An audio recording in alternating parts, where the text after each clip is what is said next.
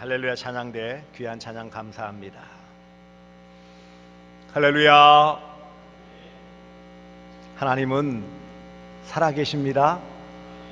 살아계신 우리 아버지 하나님의 무궁하신 사랑과 측량할 수 없는 은혜가 여러분에게 함께 하시기를 축복합니다.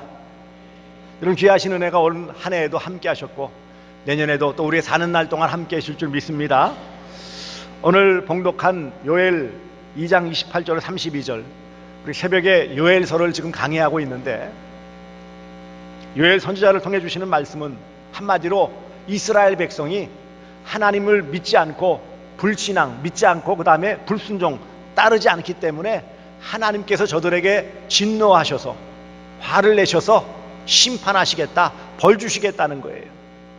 그럼 벌 주시는 날을 여호와의 날 그랬어요. 정해놓고 여호와의 날, 벌 주는 날, 심판하는 날, 그날 이르게 할 것이다. 그날은 대단히 두렵고 무서운 날일 것이다 말씀을 하십니다.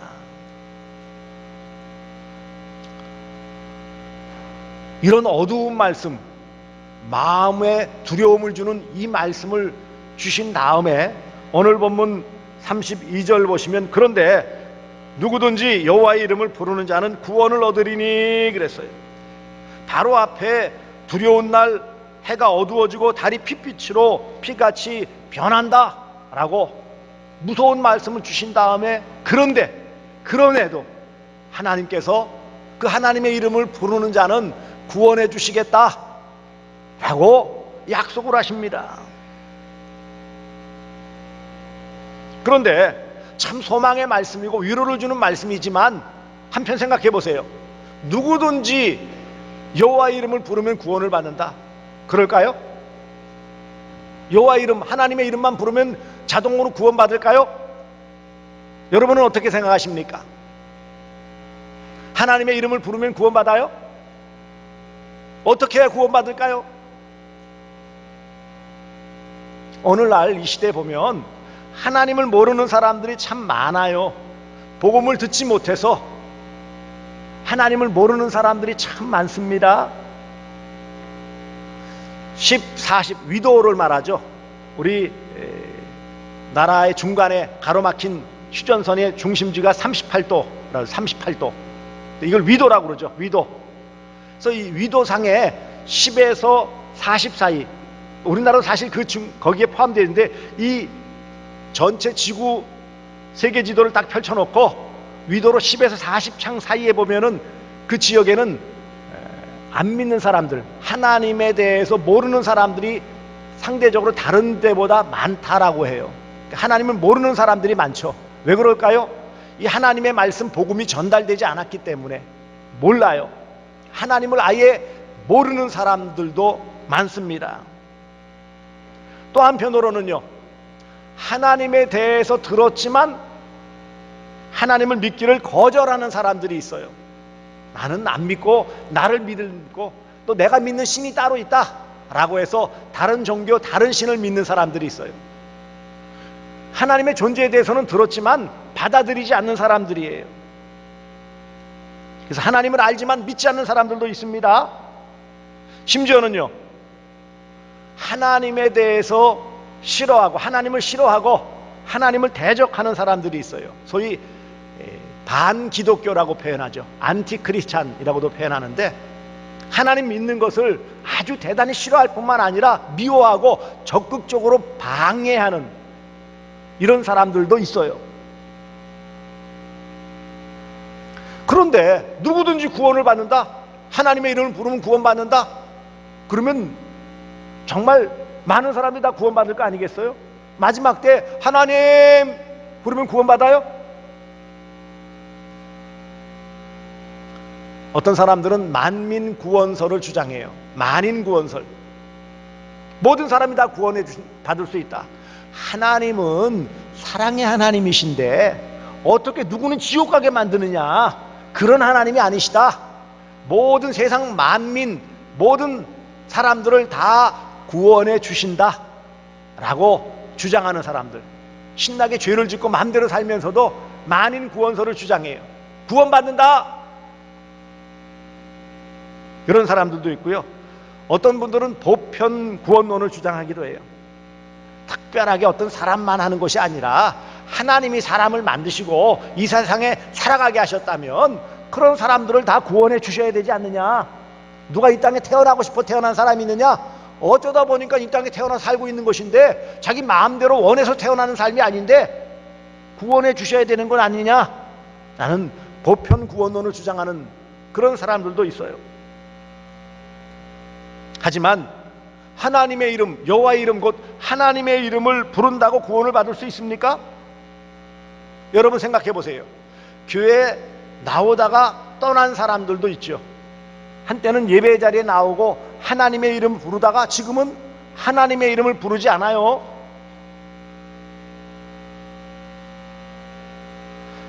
한편으로는 교회에 나오지만 하나님이 원하시지 않는 세상적인 삶을 사는 사람들도 종종 있어요. 그렇다면 오늘 요엘 선지자가 주신 말씀처럼 여호와의 이름, 하나님의 이름을 부르기만 하면 자동으로 구원받는 것일까요? 누구든지 여호와의 이름을 부르는 자는 구원을 얻으리니 하나님의 부름을 받을 것이다 라고 주시는 이 말씀.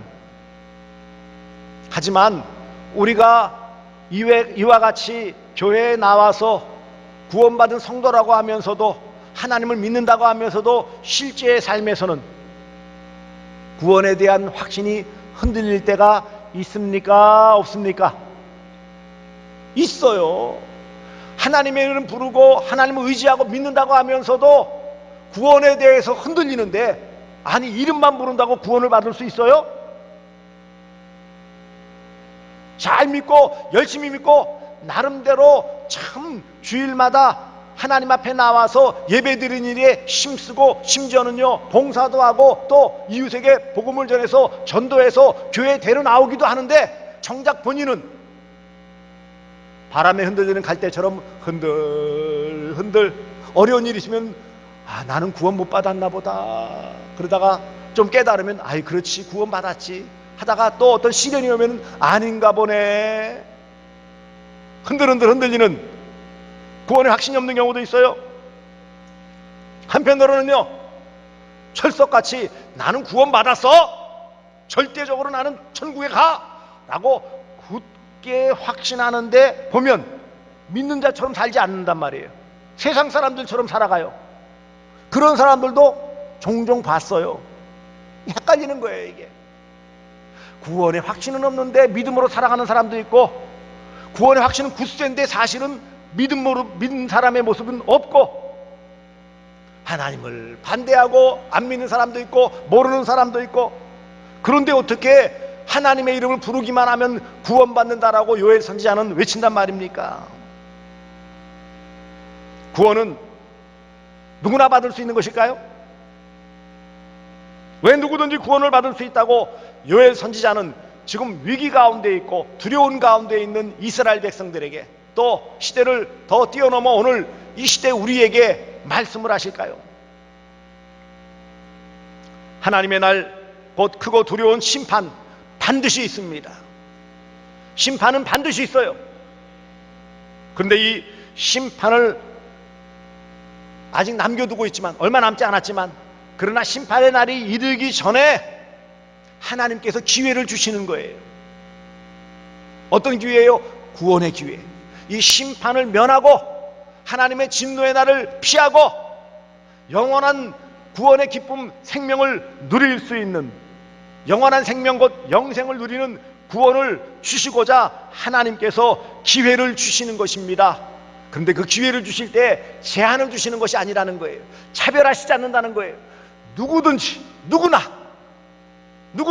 구원받을 수 있는 자격 제한은 없다는 거예요.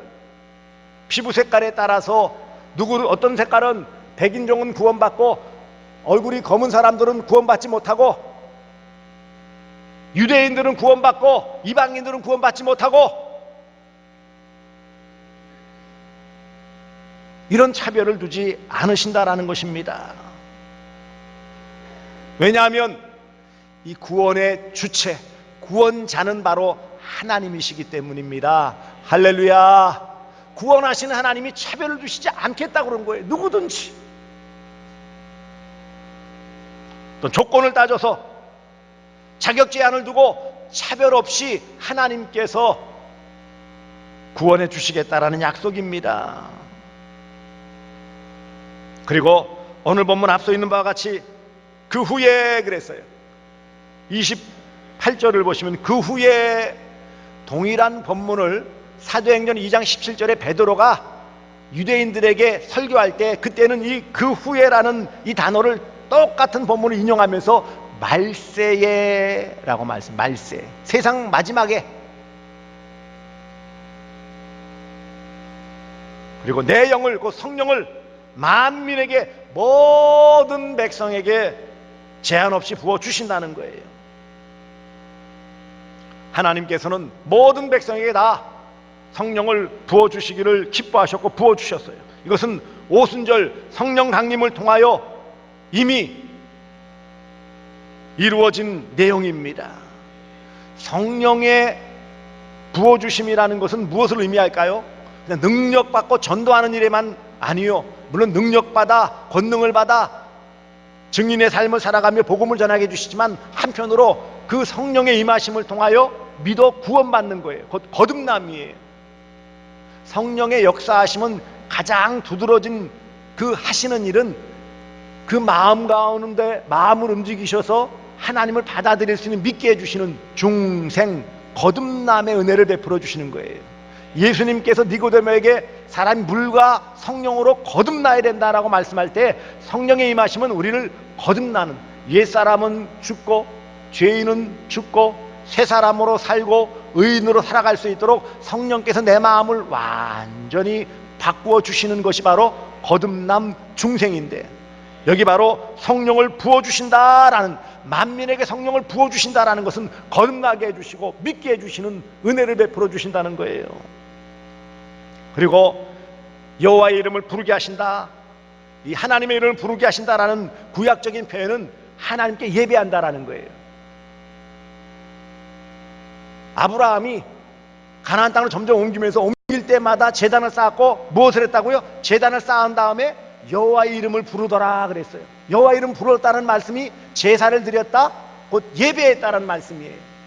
성령 충만함을 받고 거듭난 하나님의 자녀들은 하나님의 이름을 부르고 곧 하나님께 예배하는 예배자가 되어진다라는 것입니다. 믿는 자, 구원받은 자는 예배하게 되어진다는 거예요. 예배 자리에 나왔다라는 것은 무엇입니까? 믿는다는 것이고, 믿는 자는 구원받은 자라는 말씀이에요. 에베소서 2장 8절에 너희는 그 은혜로 말미암아 구원을 받았나니 이것이 너희에게서 난 것이 아니요 하나님의 선물이라. 믿음을 선물로 주셨어요. 믿음을 선물로 주셨어요. 이처럼 구원을 이끌어 가시는 분은 하나님이시고, 성삼위 하나님, 성부 하나님, 성자 예수님, 성령님, 이분들이 다 역할을 감당하시는 거예요.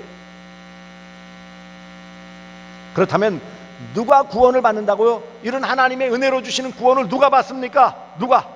누구든지. 따라서 합시다. 누구든지 제한이 없다는 거예요. 오늘 이 누구든지에 해당되어지는 것을 보세요. 여기 여호와 이름을 부르는 자는 그랬어요. 누구든지에서 누구든지에 해당되는 사람이 어떤 사람들이라고요? 하나님의 이름을 부르는 예배자, 그 다음에 구원을 얻으니 구원받은 자를 말씀하는 거예요.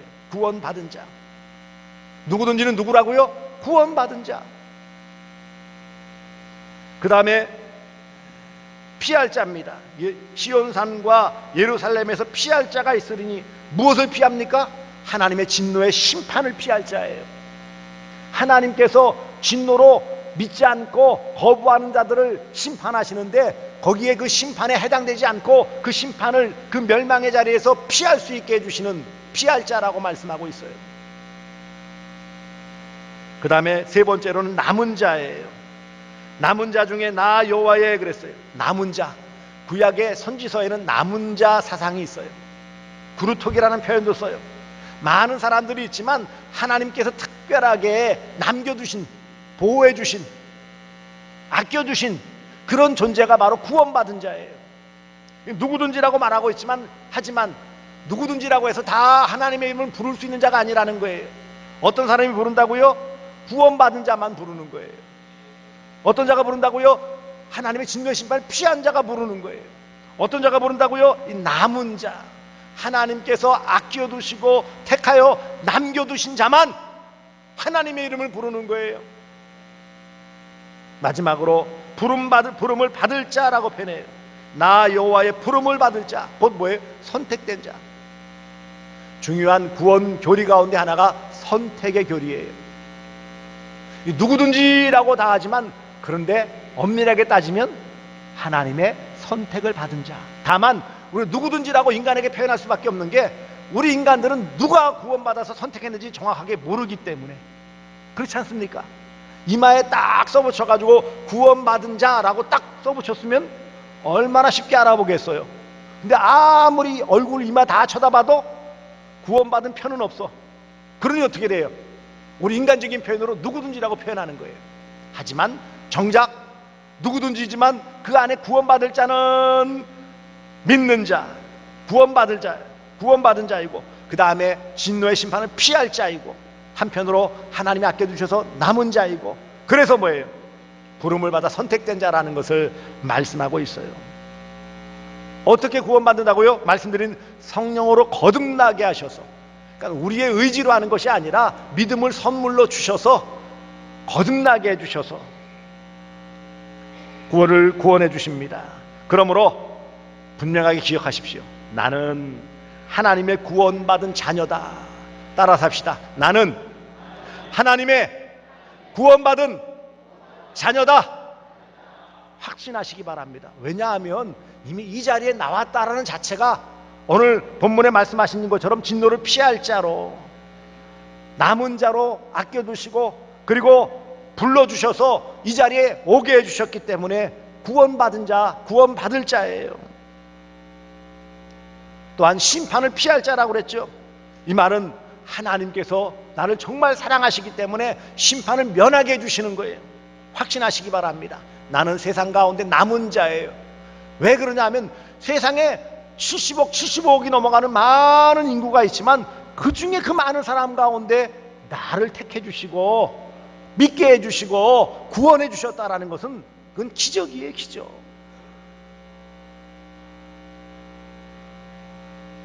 하나님은 누구나 구원하시지만 하나님은 믿는 자를 구원해 주심을 기억하시기 바랍니다. 구원은 누구나 받습니다. 제한은 두지 않는다라는 뜻이에요. 하지만 또 한편으로 구원은 믿음으로 받습니다. 구원은 하나님의 선물로 받는 거예요. 구원은 하나님의 선물입니다. 보세요. 현실은 너무 어두워요. 현재 내 모습으로만 산다면 30절, 31절에 크고 두려운 날을 맞이할 수밖에 없는 존재예요.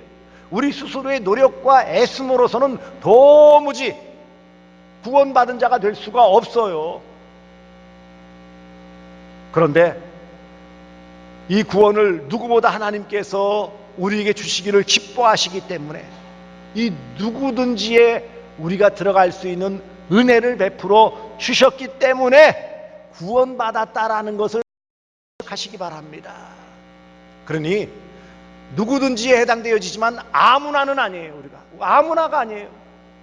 하나님의 사랑받는 자녀, 하나님의 택한 백성, 하나님의 은혜 안에 머물 수 있는 남은 자요, 피한 자요, 또한 부름받은 자임을 꼭 기억하시기 바랍니다. 이게 우리의 힘이에요. 이게 우리의 구원의 확신이에요. 누가 대신 증명서를 하나 띄워줘서 자, 구원받았다라는 증명서를 받아서 우리가 구원의 확신에 이르는 게 아니에요. 나를 하나님 믿게 해주신 성령께서 오늘도 내 마음 가운데 너는 하나님의 택한 백성, 남은 자, 피할 자, 부름받은 자, 하나님의 자녀야 라는 확신을 주시기 때문에 내가 믿고 내 마음의 평안을 누리는 거예요. 마귀가 흔들 때가 있어요. 네가 무슨 구원받았어? 내가 어떻게 누구든지 해당되어져? 내 모습을 봐, 내 말하는 걸 봐, 내 생각을 봐, 내 과거에 했던 모습을 봐, 무슨 구원을 받아? 라고 자꾸 우리를 흔들어요. 심지어 세상 살아가면서 세상 풍파에 흔들려요. 힘들 때마다 아닌가 보네 라고 흔들릴 수 있어요. 하지만 그럴 때일수록 내 안에 계신 성령께서 나를 붙잡아 주시고 나를 대신해서 기도해 주시고 굳게 붙잡아 주셔서 선물로 주신 이 믿음이 더 흔들리지 않도록 구원의 확신을 주시는 거예요. 그래서 요한복음 3장 16절 하나님이 세상을 이처럼 사랑하사 독생자를 주셨으니 이는 저를 믿는 자마다 멸망치 않고 영생을 얻게 하려 하심이라 그랬어요. 여기 하나님의 이름을 부르는 것은 바로 예배를 드리는 거라고 했어요. 그러므로 구원받은 자입니까? 예배를 소홀히 하지 마십시오. 예배를 소홀히 한다는 것은 구원받은 자를 포기하는 것과 같은 거예요. 예배를 우습게 여긴다는 것은 구원받지 못했다라는 증거예요. 한마디로 예배를 소중하게 여기고 예배에 최선을 다하는 그런 성도는 내가 하나님의 은혜로 구원받아 누구든지 해당되어져 구원받았기 때문에 이런 놀라우신 하나님의 은혜와 사랑과 은총에 감사해서 최선을 다해서 예배를 드리는 거예요. 구원은 입양과 같아요. 한때 7, 80년대에 많은 분들이 미국으로 이민을 갔죠. 그런 이민 간 가족들이 있었어요. 그래도 한국에서 어려우니까 기회를 얻자, 자녀들 교육이라도 잘 시키자, 그래서 주섬주섬 정리해서 미국에 갔어요. 그런데 미국에 말도 안 통하죠. 만만치가 않아요. 일정한 직업을 가질 수 없어서 허드렛 일을 하면서 열심히 산다고 하지만 부부가 아침부터 밤늦게까지 열심히 뛰어야 겨우 먹고 살 수 있고 아이들 학비를 보탤 수 있는 거예요. 그러니 이 아이들은 부모님이 없는 그 집안에서 뭘 하겠어요? 이리저리 다니다가 나쁜 친구들 사귀게 되어지고 말썽을 피우게 되어지고 못된 친구들과 사귀게 되어지고 그러는 가운데 겨우겨우 고등학교는 들어갔어요. 그래도 한국 아이들은 가서 이미 선행학습처럼 공부를 많이 해놓은 게 있기 때문에 가서 웬만큼만 하면은 성적이 좋다고 그래요.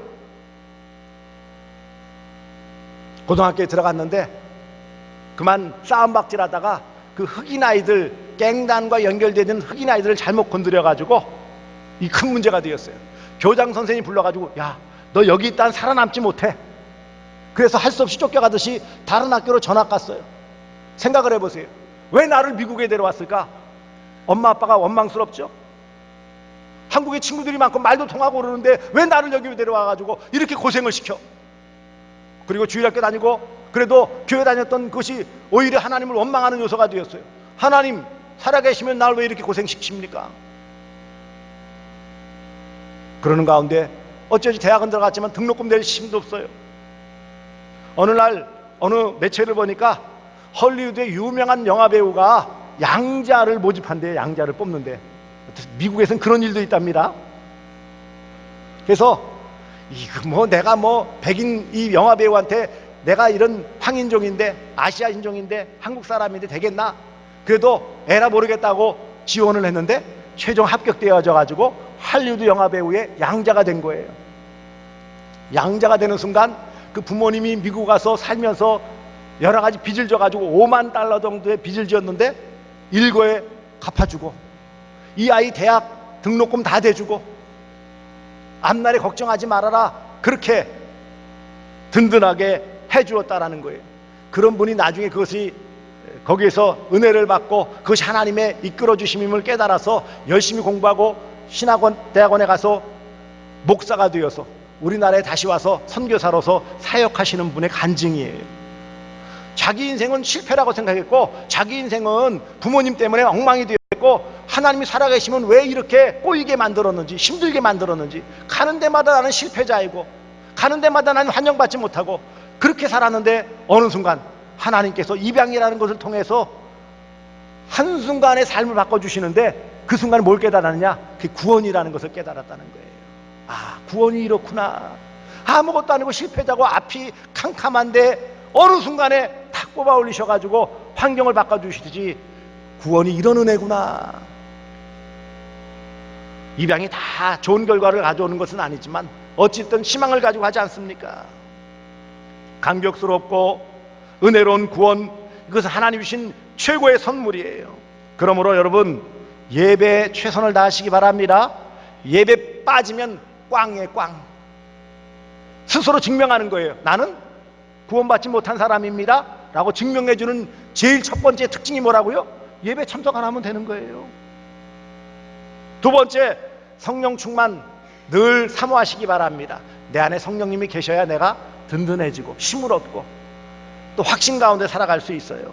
그래서 구원의 확신 가운데 살기 위해 말씀을 늘 가까이 하세요. 말씀을 읽다 보면 그 안에 담긴 하나님의 뜻을 알 수 있고 하나님의 마음을 알 수 있고 든든해지는 거예요. 세상에 보증수표는 없지만 이 말씀만큼 좋은 보증수표가 어디 있어요? 여기 약속이 다 담겨져 있어요. 이 말씀만 굳게 붙잡으면 다 되어지는 거예요.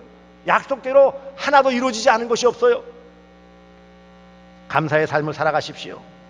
그러면 하나님께서 구원의 확신 가운데 살며 성령 충만함으로 우리는 심판받지 않은 하나님의 자녀로서 이 땅에서도 정말 복된 의미 있는 삶을 살아갈 수 있고 사람다운 삶을 살아갈 수 있어요. 재미있는 삶을 살아갈 수 있고 행복한 삶을 살아갈 수 있어요.